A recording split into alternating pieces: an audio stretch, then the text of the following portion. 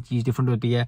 बात सिर्फ ये है करने की कि आप जो हैं बहुत ज़्यादा चीज़ों को ध्यान में रख के या करके या इस तरह चीज़ें रख के नहीं कर सकते। क्यों?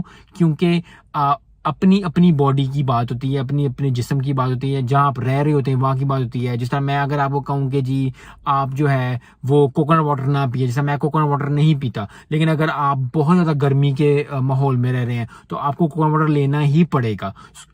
सो डिफरेंट डिफरेंट बातें होती हैं, डिफरेंट डिफरेंट चीज़ें होती हैं। बहुत ज़्यादा चीज़ों को साथ लेके चलना पड़ता है और हर चीज़ को एक टाइम पे लेके चलना, आहिस्ता आहिस्ता जो है वो चीज़ों को करना है और आहिस्ता आहिस्ता जो है अगर आपने कभी ज़िंदगी में 16 घंटे का फास्ट नहीं किया, कभी आपने 12 घंटे का फास्ट नहीं किया, कभी आपने 10 घंटे का फास्ट नहीं किया, 8 घंटे का फास्ट नहीं किया, स्टार्ट फ्रॉम स्मॉल। 4 घंटे करें, 2 घंटे पहले कुछ ना खाएं, 1 घंटा पहले कुछ ना खाएं। अगर आप 6 घंटे या 7 घंटे सोते हैं